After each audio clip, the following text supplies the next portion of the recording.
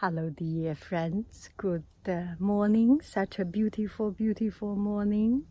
And I recently listened to podcast, and I find it's an interesting and a very good way to keep us calm, to learn things, and it's a very good format. So I want to make a story. So today I come to this place, such a beautiful park, and tell you the story of this park.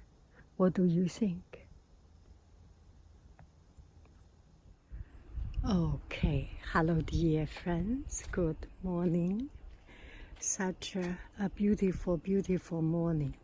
It's almost noontime, and I am in California, and this is one of the very severe drought season in California, and usually at noontime it is hot.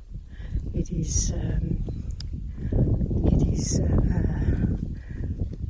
sunshine, dry and hot. But can you imagine? Here I am in California, and there is a summer breeze, cool and fresh, and the grass is still green, and the little bushes are still green. So here is my story.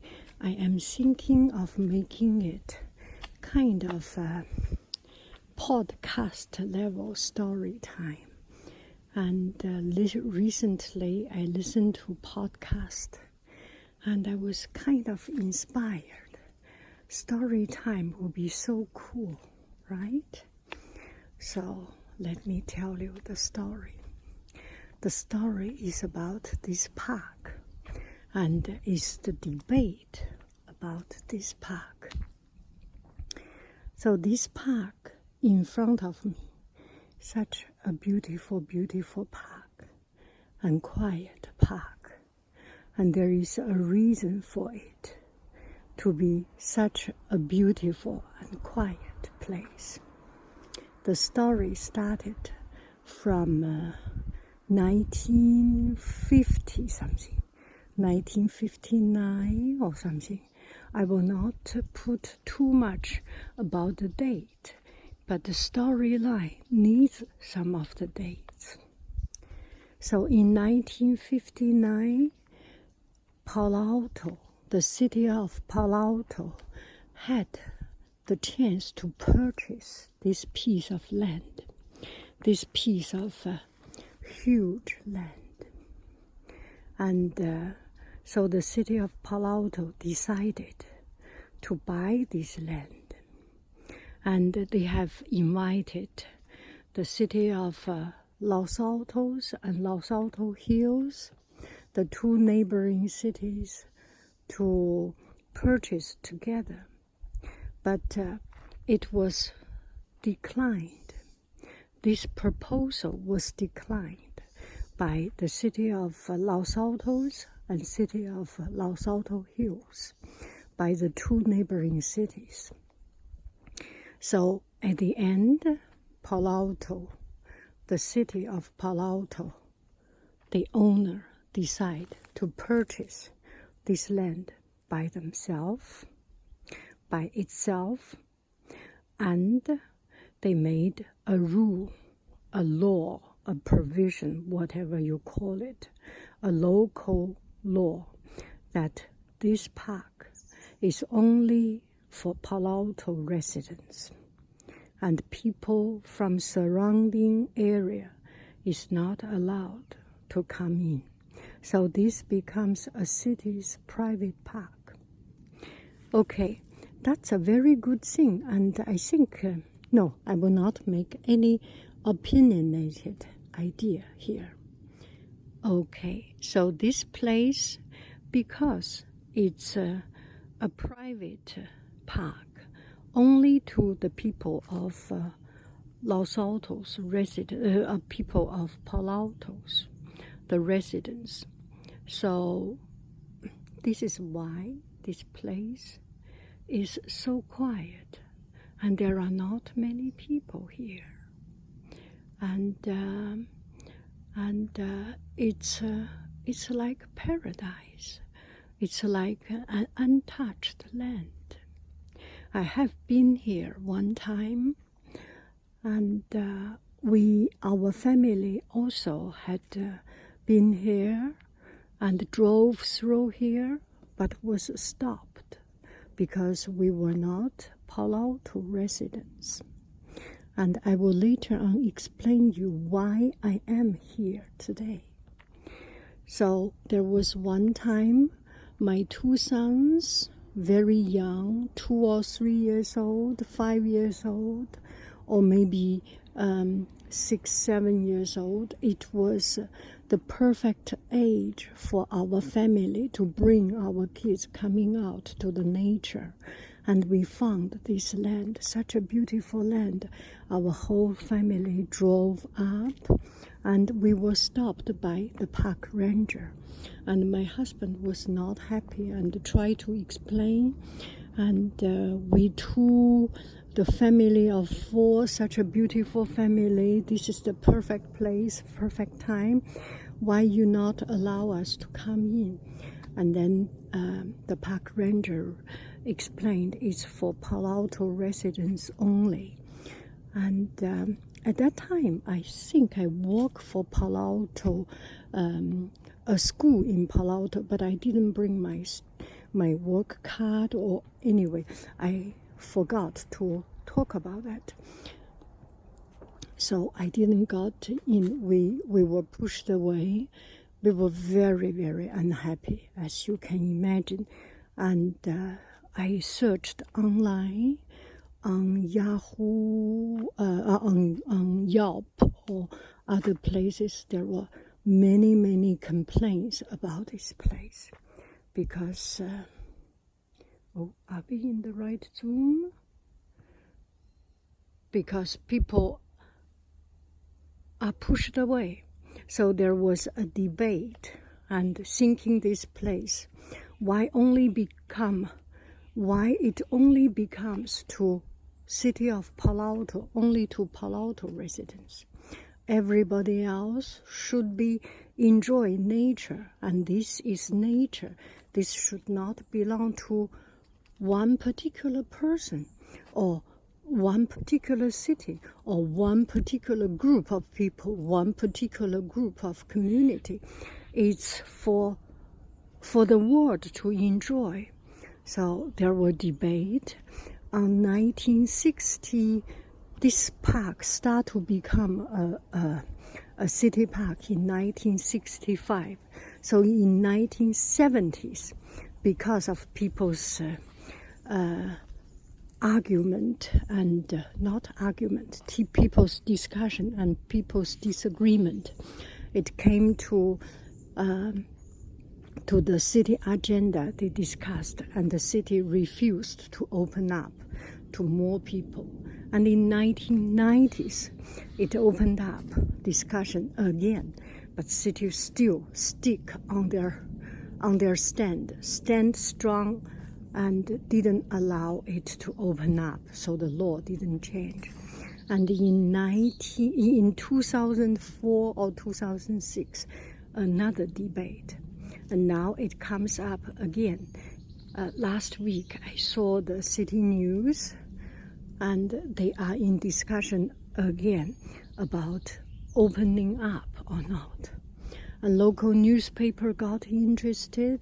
A local newspaper has reported this many times, and now they came and do a report again. So there are some residents from other city coming here also, but they are thinking, wow, it's good. It belongs to city of Palo Alto, and this is their right. That is true. But it's a pity that such a beautiful place cannot be opened up to more people. And then there was another person says it's that the Palo Alto has its right, But when you boil down to democracy, when you boil down to a philosophical stand, it's about democracy. It's about sharing the good for the greater, sharing nature, sharing the good for the greater benefit of the society. And if you think about that, it is not good to close it to one city.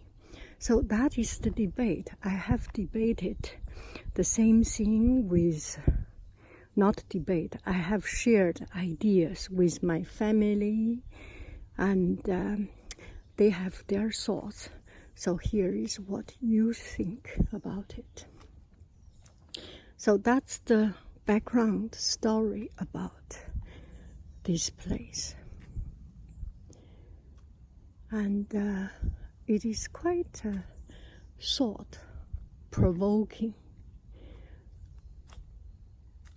And recently I was thinking about these kind of issues and these kind of matters, and I am still thinking about these kind of matters. We are thinking about the greater good of people, of current people, of present time, our enjoyment. It's definitely better if more people can come to park, enjoy nature. But if too many people come in here, then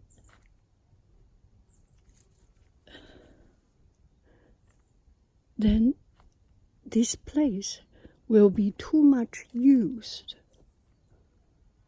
We always think about the enjoyment of us, of human, and we ignore or we neglect it, or we think much less about the benefit of nature.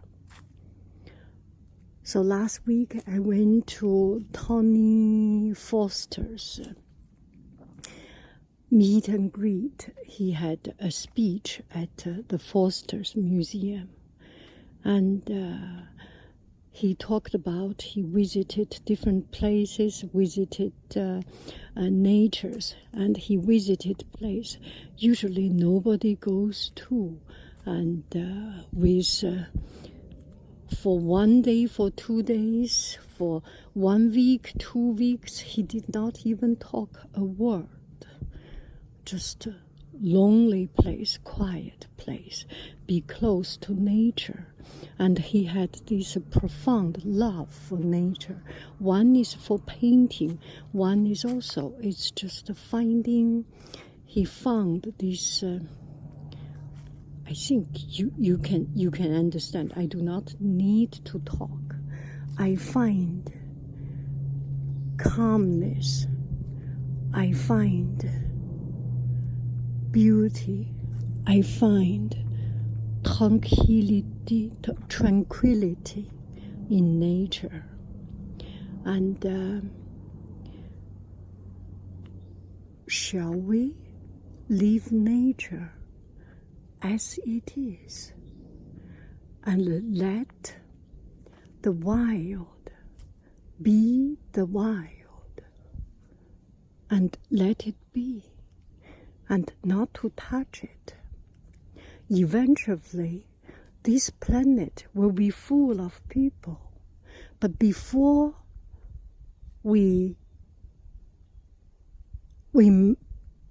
before the nature turns into it, we cannot change. There will be more and more people in this world. There will be more and more needs for the natural land, and for changing this natural land. These trees will be cut down, And these animals will be pushed away. There is no chance because people are dominant in this world. And we had the capacity, and we are important, that is true. And we think we are higher than the nature. We are higher than the planet. We are higher than the trees, the animals. And we are higher than this earth. So we live in Mars, in moons. We want to conquer the Mars. We want to conquer the moon. But can some of us make an effort, at least to slow it down, to slow our invasion of Mars, to slow our invasion of our nature land, and make nature to be at its comfort. We give nature a comfort zone. We give the animals, the trees, a comfort zone. And once we give them, we give the other life a comfort zone. May we have a piece of land that is calm and relaxing. Do I make any sense? So here comes why I come here. And I have been here one time. It's because my son's friends' birthday party, and they are from Palo Alto. And we came here, not so many people, quiet. It's on a Saturday afternoon. You can easily find parking. You can easily walk around and not seeing people. Very quiet with the reasonable amount of you walk 10 minutes meeting one person or something like it in a crowded road. And this park is very well maintained. And the city of Palo Alto really paid their effort in maintaining this land.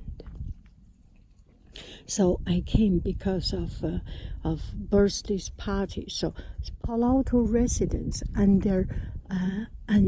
if they initiate a party, you can accompany any people from Palo Alto to come here. So that is open. So this is the way they open to others. And I do not know what is the best solution to solve this problem. And it is not that there are no place people to go if this park is only to Palo Alto residents. There are other places people can go to. And there are other completely open to state park, open to public park. And there are another park, I don't know, it's in city of Los Altos or in another city. It's completely open to other people. But some of the other park have the problem of parking, just too many people and too much foot traffic. And I heard other people say, maybe city of Palo Alto, the people from here can get it for free and charge a fee. This was also one of the idea, to charge a fee for people from other place to come here. So it boils down to respecting history and the better good of people. And one very important thing, I think one of the argument from city of Palo Alto is that we need to keep this place less used. Nature needs some downtime. And we need to give nature this downtime. Okay, it's a good place to stop. I love you, I really do. Do. Bye bye, friends.